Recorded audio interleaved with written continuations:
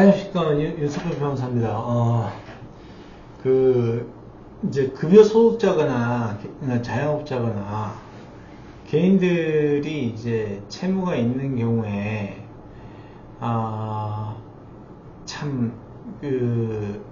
이자만 납입한다고 하더라도 굉장한 부담이거든요. 채무가 이제 1억 가까이 되면, 지금 원금 변제는 나중에 하더라도, 이자 납입하고 그러면 이제 생계비 쓰고 애들 학원 보내고 하고 하면 돈이 짜칩니다. 그리고 이제 심적으로 굉장히 스트레스가 있거든요. 빚이 있으면. 그냥 빚이라는 건 숫자에 불과한 것인데 마음의 빚까지 이제 있는 건데, 이런 신용 불량에서 벗어나는 방법들이 행정부에서 하는 게 있고 사업부에서 하는 게 있습니다. 그러니까 오늘은 제가 여러분이 말하는 개인 워크아웃, 그 신용회복위원회에서 하는 거, 빚이 있더라도 극단적인 어떤 선택을 하실 필요는 없고, 그거를 조정할 수 있는 제도나 구제 제도들이 많거든요. 그러니까 그런 것들을 활용해서 이제 채무에서 벗어나는 것이 이제 급선무인데, 일단 신용회복위원회에서 하는 개인 워크아웃에 대해서 설명을 좀 드리자면, 이게 이제 연체 기간이 이제 3개월 이상 이자나 원금 변제가 도래했다면 연체 기간이 3개월 이상은 돼야 됩니다. 그 3개월 이내가 보통 이제 금융권하고 이제 뭐라 그래야 되나, 자율적 사적 그 채무 조정 기간으로 보거든요. 근데 그거가 이제 지났다, 3개월 이상 연체가 됐다, 그리고 복수 1개 이상의 금융기관의 채무가 총 채무액이 15억 이하여야지 개인 워크아웃을 신청하실 수가 있습니다. 정확하게는 이제 무담보 채무가 5억 이하, 담보 채무가 10억 이하여야 됩니다. 그리고 이 도덕적 해이가 있을 수 있기 때문에 최근 6개월, 그러니까 신용회복위원회에 그 이제 신용회복을 신청하는 기준일로부터 6개월 이내에 발생한 채무가 총 채무액의 30% 이하여야 됩니다. 채무 부풀려 놓고 감면해달라고 하는 경우가 있을 수 있으니까 그렇게 되거든요.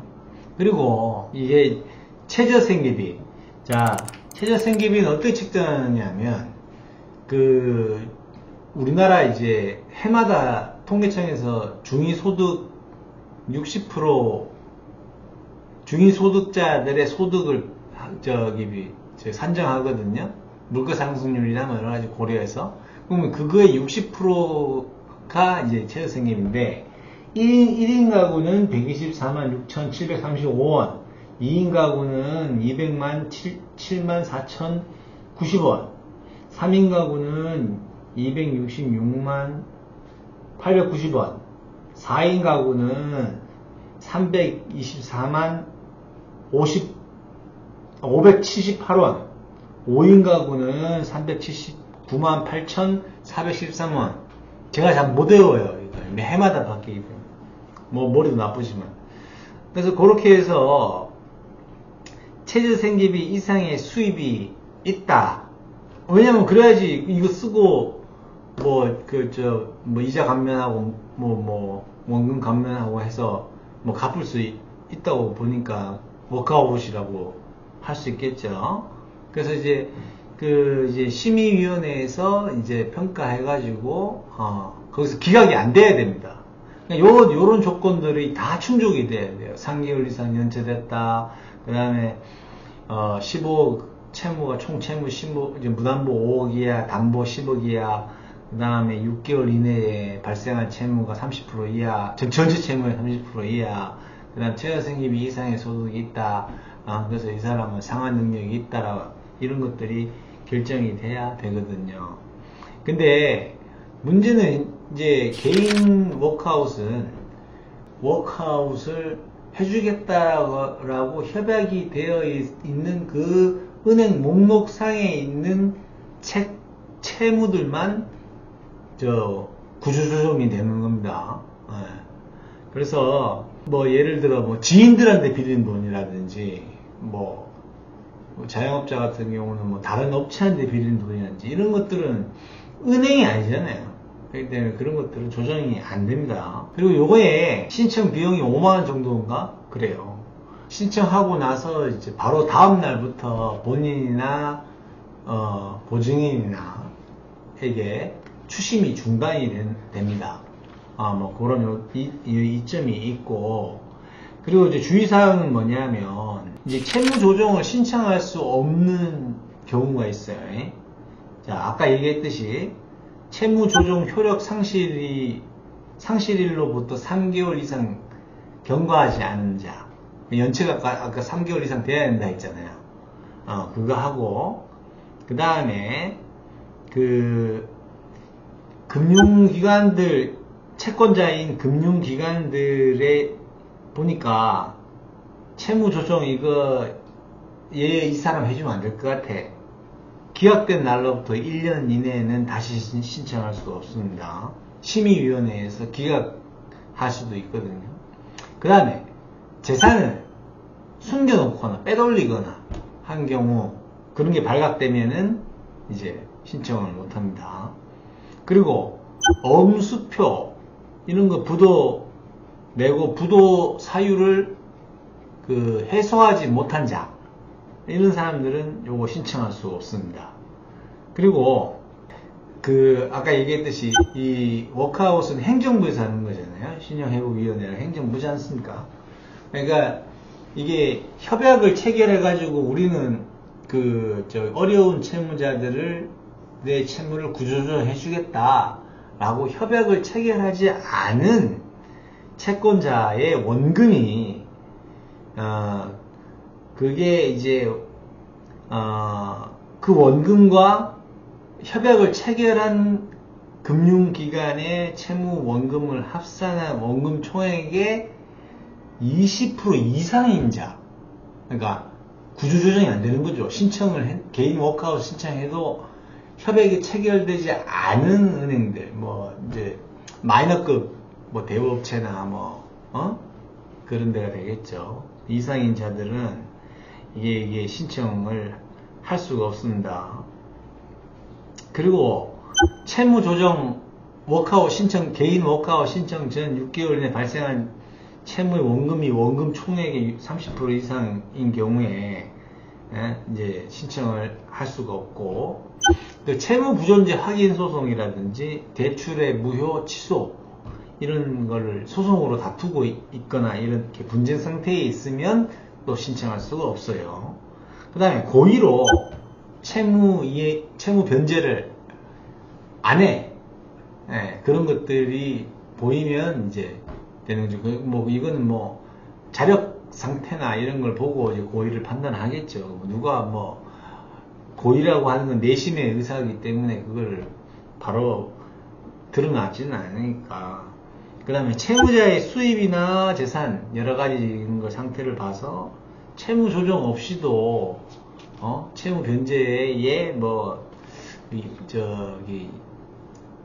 정상적으로 채무 변제를 할 수 없는 자라고 볼 수 없다, 이런 판단이 되면은 개인 워크아웃을 신용회복위원회에 개인 워크아웃 신청하더라도 채무 변제가 되지 않습니다. 자, 근데 어쨌든 이런 여러 요건들을 충족해 가지고 된다, 워크아웃에 들어갔다 그러면 워크아웃은 협약을 체결한 금융기관의 채무만이 조정이 되는 겁니다.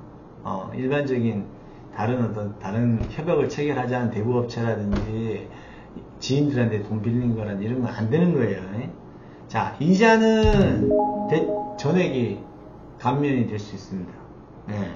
그리고 분할 상환을 하는데